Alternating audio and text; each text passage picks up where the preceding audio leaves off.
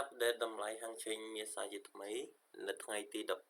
12ខែ2 2026បាទមាសនៅក្នុង time frame 1ម៉ោងអញ្ចឹងយើងបានដឹងហើយថាទីផ្សារមាសយប់មិញគឺវាបានដើរស្របតាមព័ត៌មានល្អណាស់បាទព័ត៌មានដុល្លារល្អមាសចុះមែនបាទហើយក៏ចុះច្រើនគួរសមដែរបាទអញ្ចឹងឥឡូវយើងមកមើលទាំងអស់គ្នាថាតើយើងគួរតែចូលទិញចូលលក់នៅតម្លៃណាខ្លះបាទអញ្ចឹងយើងអាចចូលទិញនៅតម្លៃ5018គឺយើងអាចចូលទិញបានហើយបើសិនជាយើងចង់ចូលលក់គឺចូលលក់នៅតម្លៃ5117បាទគឺជាតម្លៃដែលយើងអាចលក់បានប៉ុន្តែបើសិនជាវា break នៅតម្លៃ high មួយហ្នឹងគឺបងប្អូនអរគ្នាត្រូវតែព្យាយាមទិញឡើងបាទហើយបើសិនជាវា break នៅតម្លៃ support គឺបងប្អូនទាំងអស់គ្នា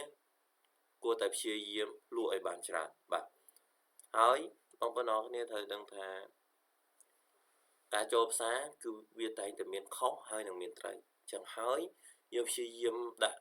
TP ហើយនឹង SL បាទ SL មាន SL គឺល្អបំផុតបាទពេលដែលយើងត្រូវទឹកខាតវាដាច់ SL របស់យើងរកឱកាសចូលថ្មីបានតែបើសិនជាយើងត្រូវទៅខាតហើយយើង hold វាចោលចឹងធ្វើឲ្យអារម្មណ៍របស់យើងគឺមានភាពស្មុគស្មាញជាខ្លាំងហើយក៏វាអាចនឹងធ្វើឲ្យយើងពិបាកក្នុងការត្រេបផងដែរអញ្ចឹងណាបងប្អូនអរគ្នាហើយចុះថ្ងៃនេះខ្ញុំក៏មានតែប៉ុណ្្នឹងដែរបាទសូមឲ្យបងប្អូនអរគ្នាត្រេបចំណេញច្រើនហេងសំណាងល្អ